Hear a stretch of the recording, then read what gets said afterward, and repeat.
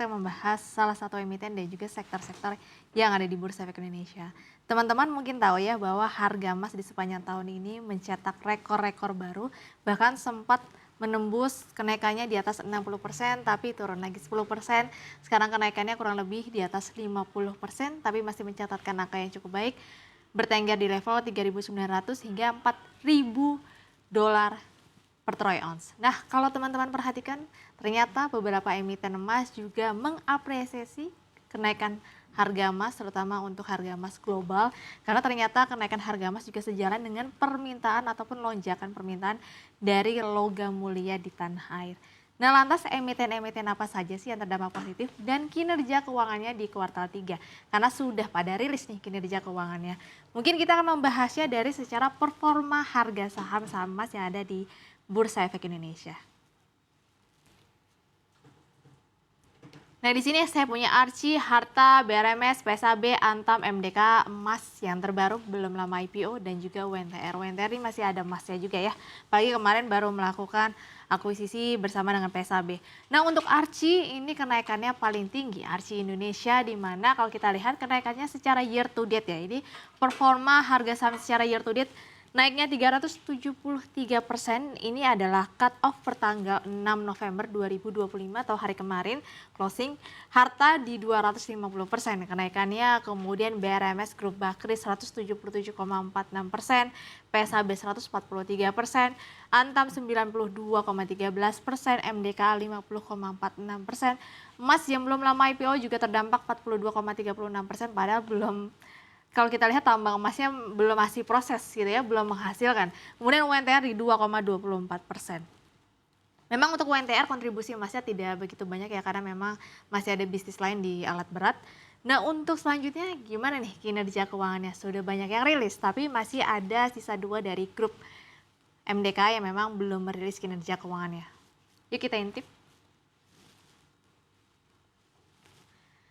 Nah, seperti yang saya bilang tadi, untuk grup dari MDK atau Merdeka di sini belum rilis ya. Jadi MDK sama Emas belum rilis kinerja keuangannya hingga hari ini juga belum rilis ya kalau kita lihat. Nah, untuk Antam kalau kita lihat secara pendapatannya sejalan ya. Harga emas dunia naik, permintaan logam mulia di tanah air juga naik karena banyak orang berbondong-bondong beli emas ketika harga emas naik. Pendapatannya di kuartal 3 2025 Antam mencatatkan kenaikan 66,72% atau sebesar 72,03 triliun, sehingga laba bersihnya juga naik hampir 2 beger nih, 197%, sebesar 6,61 triliun rupiah. Di mana produksi per September 2025 tercatat hingga 18.969 ons ya. Atau memang secara produksi terjadi penurunan sebesar 20,9% di saat permintaannya naik. Kemudian MDK Emas belum rilis. Untuk Archie Indonesia pendapatannya juga naik ya. 88% menjadi 136 juta US dollar ya, ini satuannya US dollar. Kalau kita lihat performa Archie ini cukup baik, makanya harga sahamnya bisa naik hingga 300%. Tahun kemarin di kuartal 3 2024, Archie itu sempat rugi di 4 juta US dollar, dan kuartal 3 tahun ini dia akhirnya laba 71 juta US dollar. Produksinya per September 2025 mencatatkan 90.000 ons atau naik sekitar 23%. Untuk Bumi Resource Minerals atau BRMS, pendapatannya naik 69%, menjadi 183,59 juta US dollar. Labanya juga beger ya, di sini 129%, 37,91 juta US dollar. Untuk produksi per Septembernya ini juga cukup besar, 56.552 ons atau naik sekitar 25%. Untuk G Resource Asia Pasifik, PSAB, juga pendapatannya naik ya 27,45% menjadi 221,59 juta US dollar, dan di sini performa laba bersihnya paling bagus kalau kita lihat ya. Naiknya sampai 479%. Itu menjadi 25,8 juta US dollar. Memang untuk produksinya belum ada informasinya untuk PSAB. Kita bergeser ke samping. Di sini ada UNTR. Nah, UNTR sendiri memang bisnisnya bukan pure di emas, ada alat berat juga. Untuk United Tractor UNTR di mana performa pendapatannya naik 1% menjadi 100,5 triliun. Untuk laba bersihnya sayangnya turun 26%, 11,5 triliun rupiah. per kuartal 3. Kalau kita lihat penjualan emasnya itu kontribusinya dari PT Agincourt Resource atau PTAR dan PT Sumbawa Jutaraya atau SJR sebesar 178.000 ons atau naik 8%, sama ada di Martabe 170.000 ons atau naik 3%, dan juga SJR sebesar 8.000 ons. Nah, untuk Harta Dinata Abadi memang dia nggak punya tambang emas ya, dia hanya untuk perdagangan saja. Untuk pendapatannya lumayan naik signifikan 89,56% menjadi 25,19 triliun rupiah. Untuk laba bersihnya juga naik 90,7%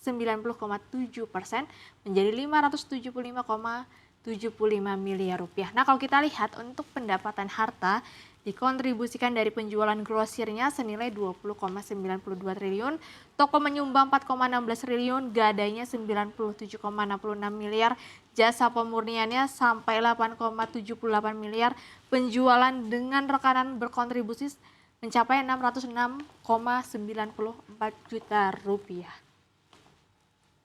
Nah, ini performa sahamnya dan juga dari sisi kinerja keuangannya. Kita intip dulu ya pergerakan harga emas dunia.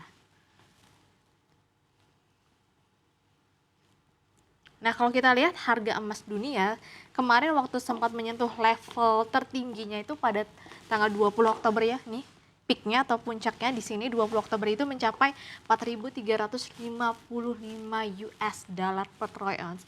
Itu mencapai kenaikannya kurang lebih 62%, tapi sejak pucuknya di 20 Oktober harga emas harus turun ya. Sayunya turun kurang lebih 10%, jadi kenaikannya sekarang kurang lebih di atas 52%.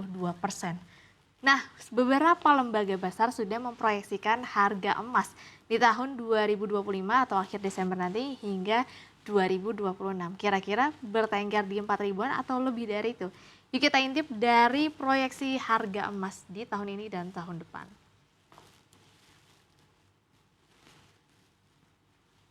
Jadi ada beberapa lembaga ya yang di sini yang kita ambil. Yang pertama ada Morgan Stanley. Ya, ini sudah teman-teman juga udah pada tahu. Untuk forecast-nya hingga akhir tahun 2025 di sini justru turun ya di level 3.398 US dollar per troy ounce. Tapi di tahun 2026 targetnya dinaikkan menjadi 4.400-an atau kurang lebih pertengahan 2026. Untuk dari City Resort di sini juga turun hingga akhir tahun 2025 di level rata-rata 3.400-an. 2026 justru lebih turun 3.250. Dan di sini kalau kita lihat untuk JP Morgan juga turun hingga akhir 2025 rata-rata di 3.400-an. Untuk 2026 targetnya dinaikkan menjadi 4.700. Kemudian untuk HSBC di sini juga sama ya, kompak juga turun di 2025, akhirnya 2025 menjadi 3.450-an saja, baru di 2026 naik lagi 4.600. Kemudian ada NZ juga turun di 3.400-an, tahun depan baru dinaikkan 4.445. Kemudian ada BOA, Bank of America ya, juga turun proyeksinya 3.350-an, tahun depan baru dinaikkan 4.400-an. Kita bergeser ke lembaga lainnya di sampingnya. Untuk Societe Generale di sini juga rata-rata sama ya, memang cenderung memproyeksikan di tahun 2025 rata-ratanya justru di bawah 3.500. Untuk Societe saja 3.455, baru tahun 2026 naik lagi 4.700-an. Standard Chartered di sini 3.400-an, 2026 4.480-an. Goldman Sachs 3.400-an, tahun depan baru 4.500. Untuk Commerce Bank tahun ini cukup optimis nih, 4.000 ya. Untuk tahun depan dia belum memproyeksikan. Kemudian untuk Deutsche Bank di level 3.290-an, tahun depan di level 4.000-an atau stagnan berarti ya. Untuk UBS sendiri tahun ini 3.300-an, tahun depan justru di bawah 4.000 di level 3.825. Nah, kalau teman-teman perhatikan kenaikan harga emas ini sejalan juga dengan permintaan emas-emas dari Bank Sentral. Jadi bukan masyarakat atau teman-teman saja nih yang borong, ternyata Bank Sentral dunia juga ikut borong. Siapa aja bank sentralnya? Kita intip dulu dari transaksi pembelian emas Bank Sentral. Nah, di sini adalah total pembelian emas Bank Sentral di kuartal 3 2025. Jadi kalau secara akumulasi memang di sini ada kenaikan ya, kalau kita lihat di kuartal 3 2025 itu sebanyak 220 ton. Angka itu naik 28% dari kuartal sebelumnya kalau dibandingkan dengan tahun lalu. kalau kita lihat untuk pembelian kuartal 3 ini juga naik 10% dari posisi 199,5 ton dari periode tahun yang sama di tahun 2024. Jadi memang ada sedikit permintaan ya, terutama dari Bank Sentral yang akhirnya mendorong harga emas di sepanjang tahun ini masih berada di level yang cukup tinggi. Nah, negaranya mana aja? Ini akan saya rinci negara-negara yang paling banyak beli emasnya. Yuk kita di next slide. Di sini untuk data kuartal 3 saja, nanti baru saya sandingkan harga di sepanjang Januari hingga September. Ini untuk kuartal 3 saja.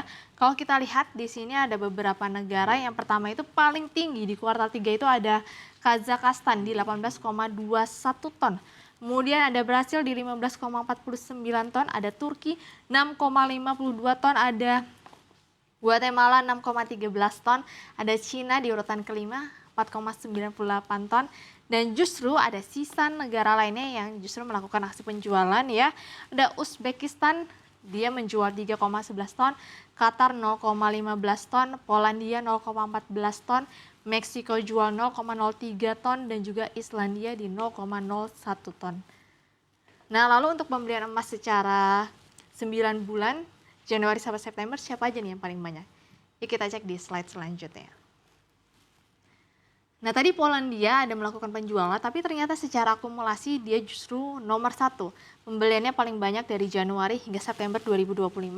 Itu kalau kita lihat totalnya 67,1 ton, baru disusul Turki 35,2 ton, Azerbaijan di 34,5 ton, Kazakhstan 32,4 ton, China stay ya di urutan kelima 22,7 ton, ada Ceko ada 14,1 ton, kemudian di sini ada Kamboja 8 ton, Ghana 5,5 ton, Qatar 4,4 ton, dan juga ada India yang memang suka masih mengoleksi emas di 3,8 ton. Nah, ini kan negara-negara yang sudah memborong emas di sepanjang tahun ini. Nah, kira-kira Indonesia cadangan emasnya berada di urutan keberapa? Yuk kita intip cadangan emas dunia per November 2025 berdasarkan data dari UWGS. Nah, di sini saya bacakan aja ya untuk cadangan emas. Ternyata Indonesia memang tidak masuk dalam top 10 ya pembelian emas terbanyak di sepanjang tahun ini. Ternyata kalau kita lihat justru Indonesia berada di urutan 44. Dan di mana untuk dari cadangannya tercatat hanya 80,4 ton. Dan memang negara pertama yang masih memiliki cadangan emas terbanyak itu masih Amerika Serikat ya. Hingga saat ini yaitu sebanyak 8.133,5 ton, dan di mana China berada di urutan yang cukup bawah juga ya. Kalau kita lihat di sini untuk India sendiri urutannya ada di urutan 9, 880,2 ton, dan sayangnya untuk China sendiri berada di urutan ke-7 ya di 2.335 ton. Nah, kita sudah bisa melihat bahwa ternyata memang cadangan Indonesia belum sebanyak negara-negara lainnya, dan Indonesia belum masuk top 10 pembelian emas di sepanjang tahun ini. Tapi kita sudah bisa melihat harga emas naiknya luar biasa, ditambah lagi performa dari emiten-emiten di komoditas emas juga naiknya cukup signifikan ya. Tapi menurut saya mungkin di kuartal 4 atau di kuartal 1 2026 permintaan emas sudah mulai turun ya, karena sejalan harga emas yang sekarang sudah stagnan. Justru orang malah melakukan atau cenderung melakukan aksi penjualan. Disclaimer on, jangan lupa untuk dianalisa ulang.